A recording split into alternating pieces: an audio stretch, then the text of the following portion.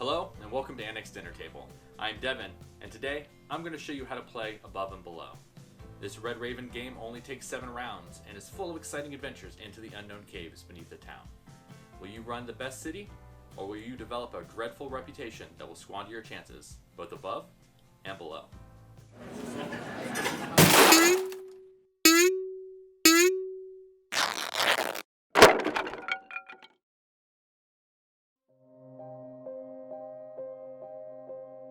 Give every player a player board, 7 coins, a starting house, and the wooden cube that matches the banner on their player board. The starting house is placed to the right of the player board. Set the reputation board in the middle of the play space. Put the coins, goods, cider, and potion tokens in piles next to the reputation board. Players' wooden cubes will go on the torch symbol of the reputation track. Place the round tracker token on the first spot on the round track. Place 1 cider from the supply on the reputation board in the spot with the same symbol. The middle of the player board is where your villagers live. It is split into 3 sections divided by lines of trees. The leftmost and largest section is the ready area. This area holds the villagers that can work this round. Moving to the right is the section with the moon. This is the exhausted area. Villagers go here after performing an action. The rightmost spot is the injured area, where your villagers will go if they hurt themselves while exploring. The rectangular tiles are the villager tokens. These tokens are decorated with 3 different backs: a house, an outline of a player, and a cave. The villagers with the house background are the villagers who escaped the old city with you and represent your starting villagers. The starting villager tokens contain 3 different types of villagers: 4 with a hammer, 4 with a quill, and 4 with only dice. Villagers of each type are identical in skill and only differ in appearance. Each player receives 1 of each type of villager, and the remaining starting tokens are returned to the box. All 3 villagers are placed in the ready area of the board. If you are playing a 4-player game, place only the villager with the hammer in the ready area. Place the other 2 villagers in the exhausted area. They will not be ready until round 2. The tokens with the cave backs are special villagers and go face up in a stack next to the reputation board. The villagers with the outline of a person are normal villagers and are stacked face down next to the special villagers. Draw 5 of the normal villagers and place them along the top of the reputation board. Cards with this backing are house cards. There are 3 types of house cards: normal house cards, key house cards, and star house cards. The key house cards have a key under the cost and on the back of the card. Shuffle the 9 key cards and deal 4 face up above the reputation board. Put the remaining key cards back into the box, as they will not be used in this game. The star houses have stars under the cost and on the back of the card. Set the 6 star cards out above the face up key cards. The normal house cards without a key or a star, are shuffled and placed face down under the reputation board. Deal 4 normal house cards face up and put them next to the deck. Cards with this back make up the outpost deck. Below the 4 normal house cards, we will shuffle and deal 4 cards with the outpost deck. Place the outpost deck below the normal house deck. These 2 rows of cards make up building row. The last deck of cards with the lantern symbol, are the cave cards. Shuffle these and place them in a stack face up near the reputation board. Have the dice and encounter book in easy reach of all players. Decide amongst yourselves who will be the first player. However, we strongly recommend against battles to the death as a means of deciding. Once decided, give that player the first player card. Depending on the number of players, certain players receive additional starting coins. In a 2 or 4 player game, the last player receives an additional coin. In a 3-player game, both the second and third player receive an additional coin. The game is now set up. Each round will have 2 phases: the action phase and the end the round phase. In the action phase, starting with the first player, all players will perform 1 action a turn until all players have passed. Some players will be able to perform more actions per round than others. There are 2 types of actions: free actions and standard actions. Possible free actions include placing something for sale, buying from another player, and refreshing building row. These are actions that may be placed before a standard action, but don't take up your action for that turn. You can place a single good, cider, or potion for sale. In the top left-hand corner of the player board, where your player color identifier is located, is where you can put the single good that you are looking to sell. Items placed here let the other players know what you are selling. You can remove or trade out what you are selling on your turn, but you can only have one item for sale at a time.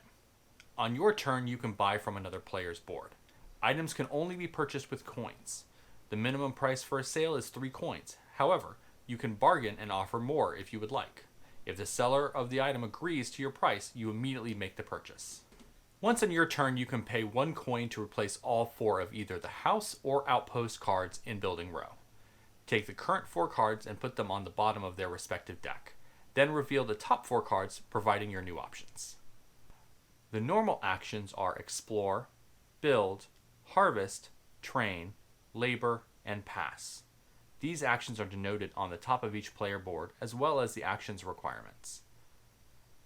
A player can send 2 or more villagers spelunking under the new city to scout locations for an underground outpost. Some villagers are more adept to underground expeditions than others. On the top of each villager's token is a die pip value corresponding number of lanterns. If you get the pip value or higher, you receive that many lanterns. If a villager has multiple pip options, you receive the number of lanterns corresponding to the highest pip value. Lanterns on a single villager do not stack.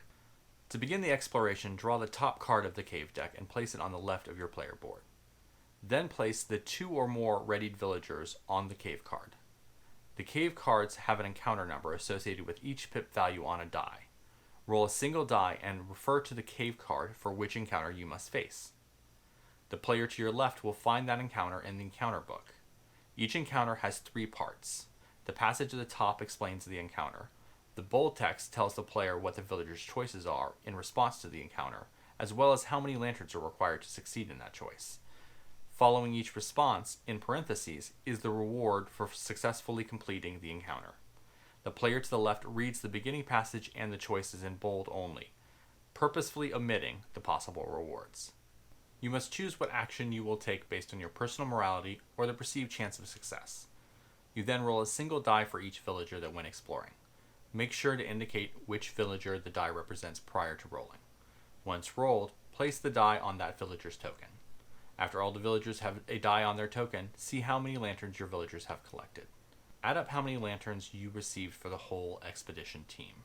Your villagers have successfully explored if their collective number of lanterns meets or exceeds the required number of your choice. If your villagers are just shy of success, you can exert 1 or more of your villagers to earn 1 additional lantern per exerted villager. Exertion has drawbacks, however. An exerted villager becomes injured upon arrival back at the village. The player to your left will read your reward if you get one.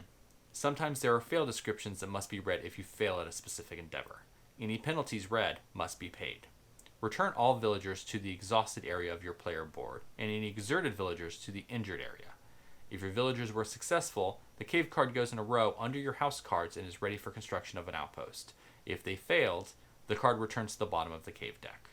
The villager tiles that we set aside with the caves on the back are special villagers. There are 4 different types of special villagers: Liquid Women, Glogo, Cave Cat, and Metal Man. If you gain one of these from exploring, they each can perform a special ability. Your exploring villagers are ambassadors representing your village below the surface. From their actions while exploring, you can either gain or lose reputation. Each player starts out at the torch location on the reputation track, but can move up and down based on their actions exploring. The higher your reputation, the more village points you received at the end of the game. Your village is expanding and you have decided to build a house or an outpost. To build, move a villager with a hammer icon from the ready section of your board to the exhaust section of your board. You are then able to buy a house or outpost card from the face-up options, including key or storehouses. The cost of each building is in the upper left-hand corner of the card. To build an outpost, you must have an available cave card to put it on. Any newly constructed house cards will go next to your starting house card. All houses and outposts provide some benefit. The most common benefit is starting with resources on the card to be harvested later. Here is a full list, but it's also available on page 14 of your rulebook for quick reference. If you bought a regular house or an outpost, draw a new one and replace it on Building Row, so that the next player has 4 available choices. Key and star houses do not get replaced. Your village is bountiful, and now you are ready to pick the goods you have worked so hard to get. Harvesting is backbreaking work, so for each good token that you decide to harvest, you must exhaust one of your villagers. You will remove the tokens from the house or outpost and place it in your personal supply. Some buildings allow for repeat harvesting, with the goods being replenished every round. These cards bear this symbol to indicate a recurring good. Any goods may be immediately put up for sale or placed on the advancement track at the bottom of your player board. Once they move onto the advancement track, they cannot be removed. The advancement track fills from left to right, and each new spot must be a unique resource. However, you can play more than one of each resource in a spot. Above each spot, there are two numbers. The right number is your new income. The left number is the value in village points each resource placed there is worth. You were looking to add to your village and require a new worker. A villager with the quill symbol can train a new villager to enter the workforce.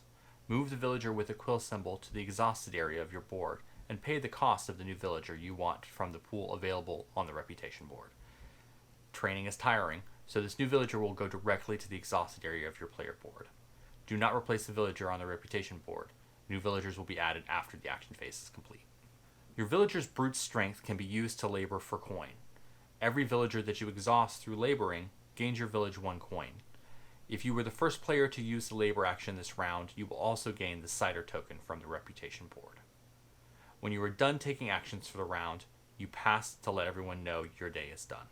If you do not have any more villagers ready to work, then you must take the pass action, but are able to do any free actions before you pass your turn. Once you pass, you have passed for the rest of the round. After all players have passed, you advance to the end of the round phase. This is the final phase of a round. First, move the round marker to the next cave on the reputation board. If the cider was awarded for laboring this round, replace it from the supply. Slide any remaining villagers on the reputation board to the left and fill the open spaces from the face-down normal villager pile. Now your villagers get to rest after a hard day's work. A cider allows you to move one villager from the exhausted area to the ready area, while potions allow you to move a villager from the injured area to the exhausted area. You can use both potion and a cider on the same villager to move that villager from injured to ready. Play any ciders or potions you want, returning any you use to the supply. For every bed denoted on your buildings, you can move one villager one area to the left. Villagers are unable to sleep in 2 beds, so you cannot use multiple beds on the same villager. However, you can combine a potion or cider with a bed to move a villager from injured to ready. Every player now collects income determined by their advancement track. Some houses and outposts also provide income, so collect that as well. If there are any cards bearing the replenished goods symbol that were harvested this round, replace it with one of the correct goods. The first player card passes clockwise. That's an entire round. The game ends after 7 rounds of play, or when there are no more caves on the round tracker. To determine the winner, add up all the village points you have earned. If you have moved up or down the reputation tracker, you will receive the village points denoted next to your space on the track. Additionally, players receive points based on their reputation rank. The player closest to the bottom of the track would get 5 bonus village points. The next player would get 3, and the third would get 2. If you are playing a 2-player game, the player lowest on the track will get 3 points, and the other player will get no bonus points. This is denoted by the 2-player icon next to the 3 on the track. If players are tied for reputation standing, then add the 2 bonuses together and divide by 2, rounding up, and each player would get that instead. So in a 2-player game, if Cassandra and I both ended up on the same space, we would add 3 for first player and 0 for second, and divide the result by 2 and round up for 2 points each. Next, add how many points you've collected from the advancement track. Players also receive 1 village point for every house or outpost they have built. However, empty caves do not provide any village points. Some of the cards also provide bonus village points, or they can give bonus village points for owning certain items. For example, this Star House will give you 3 bonus points and will give you 2 bonus points for any house cards you own, including star and key houses. Total all collected village points, and the player with the most village points is the winner. If there is a tie, the player with the most coins wins. If still a tie, the player with the most villagers wins. If still a tie, player with the most buildings wins. If still a tie, well, it was just meant to be. You are now ready to play Above and Below. That's how you play Above and Below. This is a favorite of mine, not just for the gameplay, but also because of the stunning artwork. Are there any games that caught your eye because of the artwork? Let me know which ones down in the comments. And if you like this video, hit the like button. Don't forget to subscribe, and if you want notifications of our newest videos, hit the bell icon.